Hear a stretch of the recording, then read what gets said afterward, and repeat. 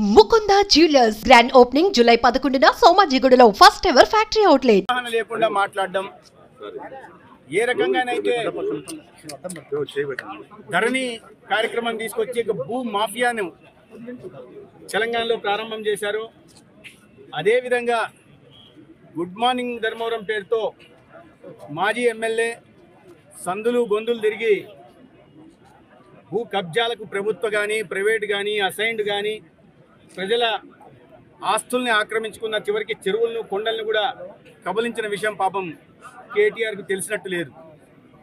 అంటే మీ మిత్రులను బట్టి మీరు ఎటువంటి వారో అర్థమవుతుంది.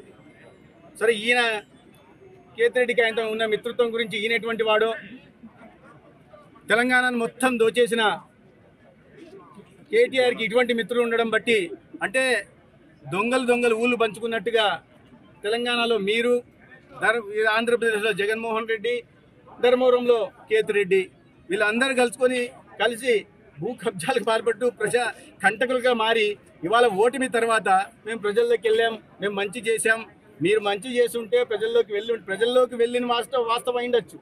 కానీ దేనికోసం వెళ్ళారు? మంచి చేయడానికి వెళ్ళారా?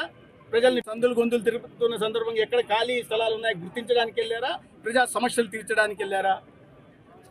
ఎక్కడ పడితే అక్కడ ఏది బాగా కనిపిస్తే దాని మీద కన్నేసి దోచుకునే కార్యక్రమానికి శ్రీకారం చుట్టడం ప్రజలకు అందరూ తెలుసు. ఇక్కడ ఒకసారి కేటీఆర్ని ధర్మవరంలో ప్రజలు ఎవరికైనా సంబంధించిన వాళ్ళని ఒక్కరికి ఫోన్ చేసి అడిగితే, అవునయ్యా గుడ్ మార్నింగ్ ధర్మవరం పేరుతో ప్రజల మధ్య తిరిగాడు కదా మీ మాజీ ఎమ్మెల్యే, దాని పర్పస్ ఏంటని అడిగితే ఇక్కడ ప్రజలు చెప్తారు. అందుకని ఇటువంటి మాటలు మాట్లాడుతున్నప్పుడు ఒకసారి ఆలోచించుకొని మాట్లాడాల్సిన అవసరం ఉంది.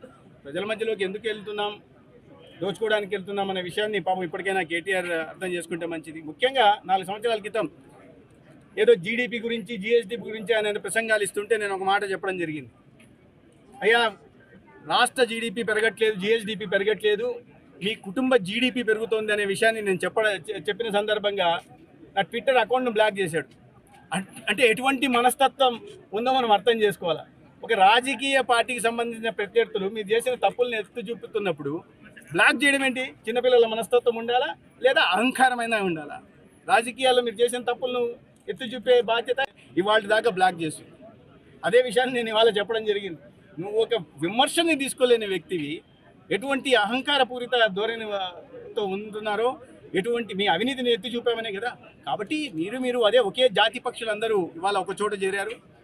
ప్రజలను దోచుకోవడమే లక్ష్యంగా తెలంగాణలో బీఆర్ఎస్ పార్టీ, ఆంధ్రప్రదేశ్లో జగన్మోహన్ రెడ్డి పార్టీ, దాంట్లో ఇంకో చిన్న ప్లేయరు కేతిరెడ్డి, వీళ్ళందరూ కలిసి ఇప్పుడు దొంగలంతా ఒక చోట చేరి పాపం ఒకరినొకరు ఓదార్చి సర్టిఫికేట్లు ఇచ్చుకుంటున్నారు.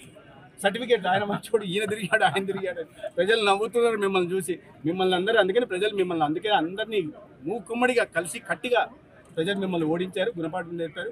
ఒకరికొకరు సర్టిఫికేట్లు ఇచ్చుకుంటా, ఒకరినొకరు ఓదార్పు యాత్ర చేస్తే 5 సంవత్సరాలు మీరు దూరంగా ఉంటే ప్రజా జీవన స్రవంతికి ప్రజలందరూ కూడా సంతోషంగా ఉన్నారు.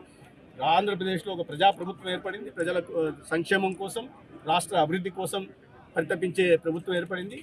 తలసరి అప్పును కాకుండా తలసరి ఆదాయాన్ని పెంచే ప్రజాప్రభుత్వం వచ్చింది. కేంద్రంలో, రాష్ట్రంలో ఎన్డీఏ ప్రభుత్వాలు. సుమన్ టీవీలో మీ పర్సనల్ అండ్ బిజినెస్ ప్రమోషన్స్ కోసం కింది నెంబర్కి కాంటాక్ట్ చేయండి.